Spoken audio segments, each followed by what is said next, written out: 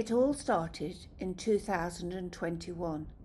The previous Christmas, I couldn't believe it when I stumbled across a small window in Stamford with a deep ledge hosting a charming oldie-worldy Christmas village.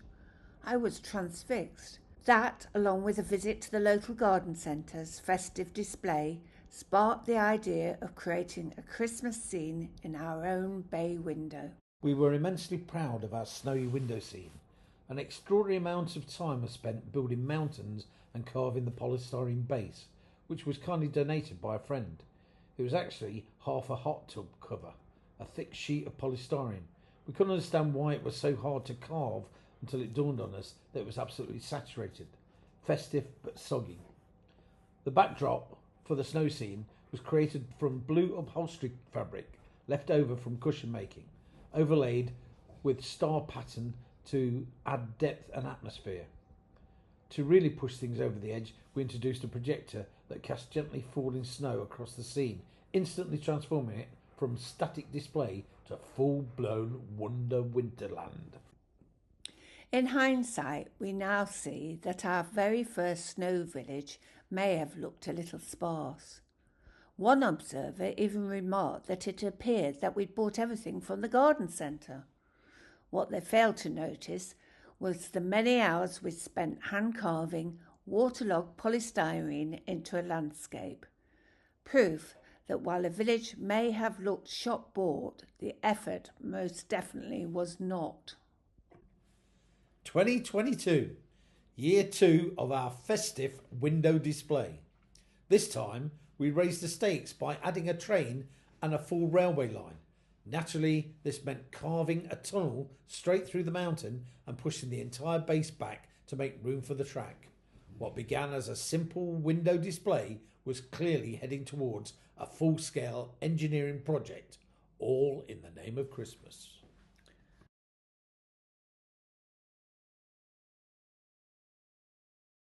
(2023) Year 3.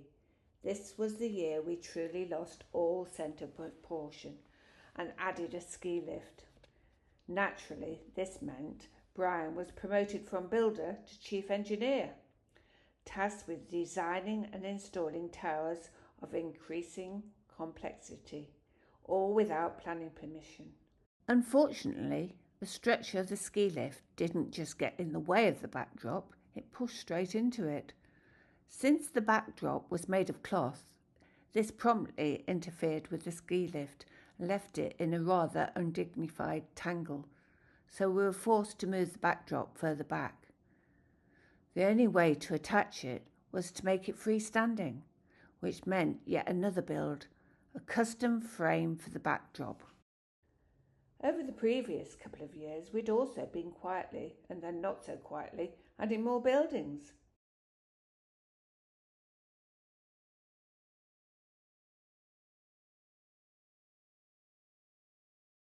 To finish things off, we introduced a foam mountain range sheet. This meant the trees and houses on the blue backdrop were at last no longer hanging in mid-air.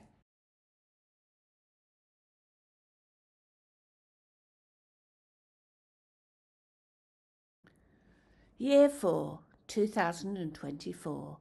This year I surprised Brian with 2 shiny new signs for the village. Sadly, in my excitement, I managed to get one small detail spectacularly wrong: the start date. Convinced we began making our winter village window display in 2020, we absolutely hadn't. I immortalised my error in sign form. Since then, we've been alternating between discreetly hiding the date and hoping no one would notice. Of course, I notice every time. My brother sent me a shoebox crammed full of figurines and accessories, which naturally meant we had no choice but to add yet more buildings, an ice rink, he didn't send us that though, and an ever-growing cast of tiny residents. Before long, the village had grown into a town with a population density that would have any local council urgently reviewing planning regulations. We still had figures left over, and As if that weren't enough, I'd also picked up a few miniature buildings from Lidl, so we created a separate display on a smaller window ledge. Urban sprawl, but festive.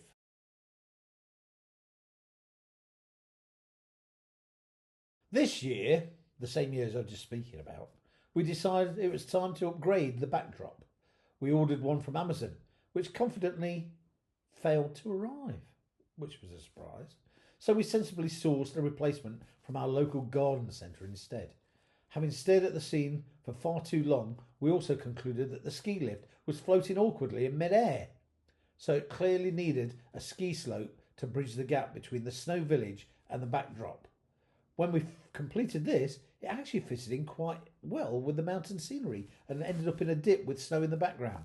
So we were very pleased with that. Finally, we said goodbye to the fairy lights.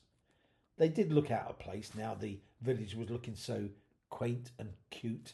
So we started to put in proper street lighting, which we fed in through the channels of the polystyrene that we'd gouged out.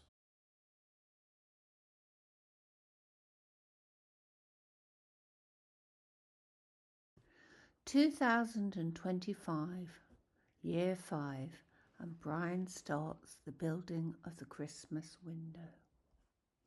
Inspired by the dramatic landscape of the Swiss mountains, which is where we went on holiday, by the way, the ones, or some of them, had nothing but a church clinging to the top on an outcrop of mountain. We decided our village clearly needed its own extra mountain and church. We initially bought a rather lovely glass church, only to discover it was far too heavy for the mountain's pinnacle and posed a serious landslide risk. Sensible heads prevailed, and it was replaced by a Lemax church instead.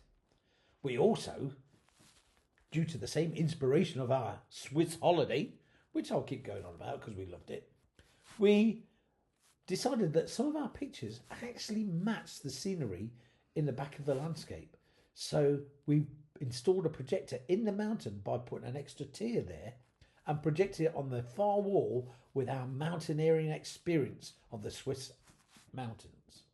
Naturally, we also bought a few more pieces, including a horse and wagon, despite there being absolutely no room left whatsoever. This year saw also further essential upgrades: an improved ski slope, which was more firm than the previous one, and a brand new tunnel opening at the entrance. After repeatedly and entirely unacceptable train breakdowns, which was really frustrating because by that time we'd built the whole thing, we decided that the arrangement of a push me, pull you would work on it. And we added an extra engine at the back, so when the first one got stuck, the back one would push, and when the back one got stuck, the front one would pull. Hence the push me, pull me train, proving once again that our Christmas window display is now less decoration and more a complete transport network inspired by our Swiss holiday. And finally, the top is working. So now from there, across the top, the ski lift, the projector. I'll wait till I come up on it. Oh, there's the Matterhorn. Oh, there's a lot of us. Oh, there I am, down there. Ooh. And the train's going.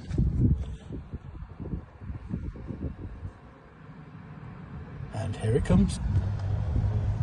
Look at that, push me, pull you. Got two traction engines now. One pushing, one pulling. With a new tunnel and everything else. It's lit up. Rain for Christmas. And there it goes. There's the church we fitted in. All sparkling and clean and crystalline.